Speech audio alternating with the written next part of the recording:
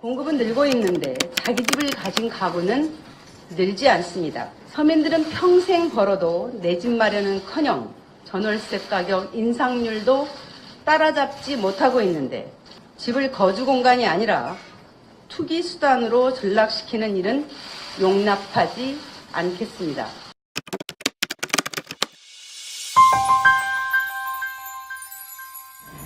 안녕하세요. 국토부 장관 김현미입니다. 반갑습니다.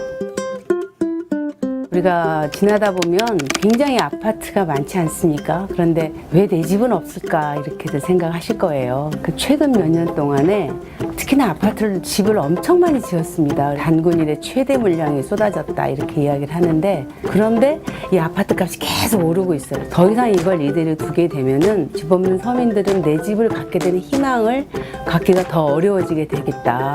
이제 더는 늦출 수 없다. 이런 판단 하에서 부동산 정책을 발표하게 됐습니다. 이번 정책의 특징을 쉽게 말하면 집이 많이 가진 사람들은 좀 불편하게 되는 겁니다.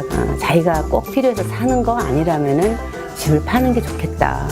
내년 4월까지 우리가 시간을 드렸거든요. 자기가 사는 집이 아닌 집들은 좀 파시고 파는 길을 열어드린 거고, 그렇지 않고 집이 꼭 필요한 우리가 실수요자라고 그러지 않습니까? 그런 분들에 대해서는 저희가 문호를 많이 개방했습니다. 맞벌이 부부라든가 이런 또 다자녀 식구수가 많은 집이라든가 신혼부부라든가 이런 분들에 대해서는 좀 더 청약을 하기 쉽게 이 제도를 바꾼 것이 이번 제도의 특징입니다. 지금 이렇게 막 과열 현상으로 끓고 있는 이런 양상들이 좀 진정이 되어서 좀 실수요자들이 집을 살 수 있는 그런 안정적인 그런 환경이 되는 것이 가장 바람직하지 않나 생각을 합니다.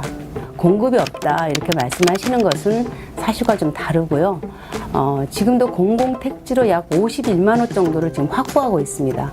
내년, 내후년 이렇게 지어질 아파트도 이미 많이 인허가가 나와 있기 때문에 공급이 부족하다 이렇게 말할 수는 없는 거고요.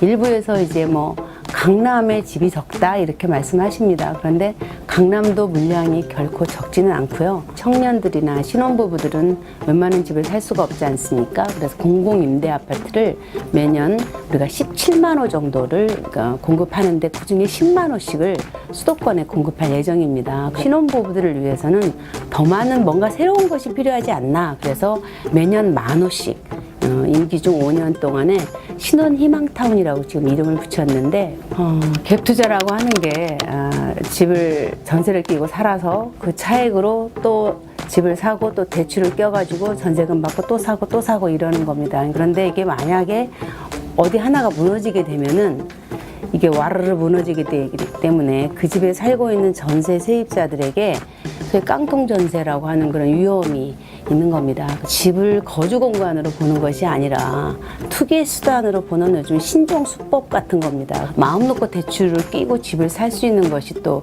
제한되어 있기 때문에 지금처럼 자유롭게 그렇게 하실 수는 없을 거고요. 내년 4월까지 우리가 시간을 드렸으니까 파시면 양도소득세 과세를 피할 수 있습니다. 그 과정이 저희는 좀 더 투명하게 되는 것이 맞다 이렇게 생각을 합니다. 우리나라 국민의 약 40%가 임대주택에 삽니다. 임대사업을 하면서 임대주택 등록을 하는 사람은 10%밖에 되지 않습니다. 나머지 90%는 임대사업을 하지만 누가 무엇을 언제 어떻게 하는지 알 수가 없습니다. 임대사업자로 등록을 하게 되면 저희가 세제라든가 금융이라든가 이런 혜택을 드립니다. 다주택자이신 분들은 임대사업자로 등록하시고 하시면 좋겠습니다. 우리 사회가 전반적으로 다음 세대의 아이들이 사회에 진입할 수 있도록 그런 주거 환경을 만들어주는 길에 함께 해주시는 게 어떻겠는가. 집값을 많이 올려서 내 집값을 많이 올려서 내 자식만 이렇게 물려줄 수 있는 게 아니라 청년들이 진입할 수 있는 그런 적정한 수준의 주택가격이 형성되어 있고, 그렇지 않으면 그 집을 마련할 수 없는 청년이라고 한다면은 정말 질 좋은 임대주택 같은 것들에 내 자식이 들어가서 조금이나마 안심하고 사회생활을 시작할 수 있도록 여건을 만들어 준다면 그게 더 건강한 사회가 아닐까. 보다 많은 사람들이 내 집을 살 수 있는 희망을 갖고 살 수 있는 것, 그리고 집이 없더라도 어딘가 편하게 주거할 수 있는, 안정적으로 주거할 수 있는 환경을 만들어주는 것. 저는 이것이 주택정책이 지향해야 될 바가 아닌가 이렇게 생각을 합니다. 서민의 주거 안정, 주거 복지를 해치는 그런 정책은 아무리 그것이 좋은 정책이라 할지라도 진짜 국민을 위한 정책이 될 수 있을까 저희들은 생각을 합니다. 이러한 생각, 이러한 정책의 방향은 아마 문재인 정부 5년 동안 지속될 것입니다.